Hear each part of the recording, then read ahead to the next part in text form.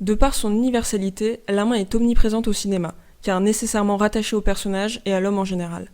Elle est, chez l'humain, la partie du corps la plus utile et donc la plus utilisée. Visible dès la scène d'ouverture, comme dans Seven de David Fincher. Elle peut aussi être armée dans Nightmare on Elm Street de Wes Craven, où elle surgit de nulle part.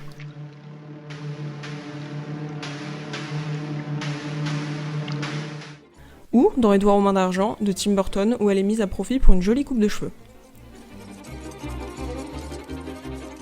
Une main bionique qui peut être symbole de reconstruction, comme dans Akira de Katsuhiro Otomo, 哲夫君の力がピークに達した時その時だねでもうまくいくかな ou L'Empire contre-attaque de Irving Keschner, Luke se faisant refaire le bras après l'avoir perdu un peu plus tôt dans un combat contre son père. Toujours dans le combat, nous relevons Sherlock Holmes de Guy Ritchie, où Robert Downey Jr. se débrouille plutôt bien. Tenant des baguettes, Harry Potter et Voldemort s'affrontent dans Harry Potter et les reliques de la mort partie 2, réalisé par David Yates. Dans un genre similaire, Sauron et Isildur se battent pour l'anneau dans la communauté de l'anneau de Peter Jackson. Nous retenons aussi la scène dans Un chien andalou de Louise Buñuel, où l'homme tranche un œil. Halloween de John Carpenter nous montre une vue subjective d'un assassin masqué. Ou Le crime était presque parfait d'Alfred Hitchcock, une main qui mène carrément à un meurtre.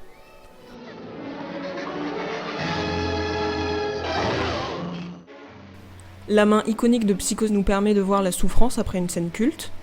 Toujours en parlant d'Hitchcock, ce réalisateur montre souvent la main, et sous plusieurs angles. Elle peut être menaçante, comme dans La maison du docteur Edwards.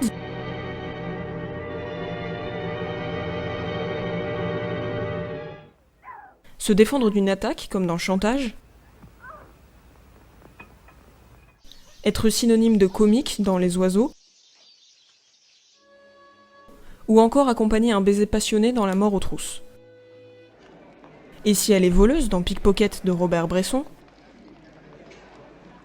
elle peut aussi être joueuse, comme nous le voyons dans les nombreux films traitant du poker, tels Casino Royale de Martin Campbell, Time Out d'Andrew Niccol, Rain Man de Barry Levinson, Very Bad Trip de Todd Phillips, ou encore Joker de Simon West.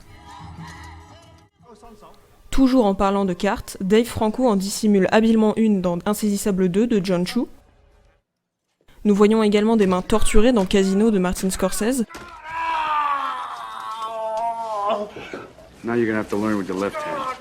Ou l'entraînement dans Kill Bill, réalisé par Quentin Tarantino, qu'elle met en pratique dans son cercueil avant d'en sortir. Dans Saw 2 de Darren Lynn Bousman, une toxico se fait sournoisement piéger. Mais la main peut aussi être créatrice, comme dans Ghost de Jerry Zucker, où Molly et Sam ont l'air de passer du bon temps. Elle peut dessiner, comme le fait le personnage d'Edward dans La Belle Noiseuse de Jacques Rivette. Il y a aussi des mains musiciennes, comme celle d'Adrian Brody dans The Pianist de Roman Polanski. Ou encore au piano, dans Amadeus de Milos Forman.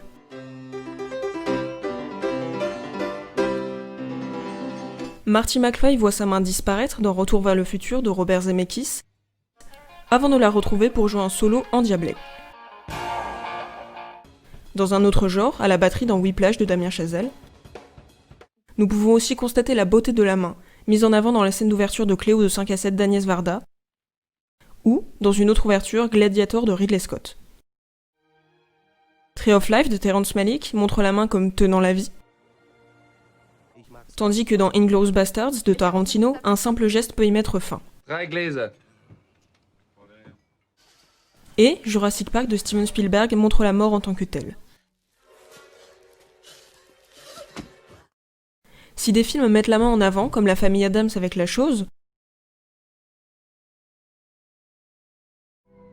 ou même J'ai perdu mon corps de Jérémy Clapin, où la main est carrément au centre de l'intrigue,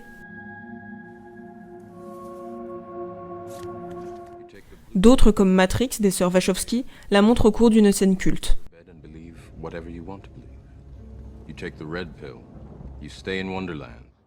Dans un tout autre registre, Blanche-Neige de David Hand montre aussi des images cultes au cours d'une transformation. Mais les mains peuvent aussi servir à dialoguer, comme dans La famille Bélier d'Éric Latigo.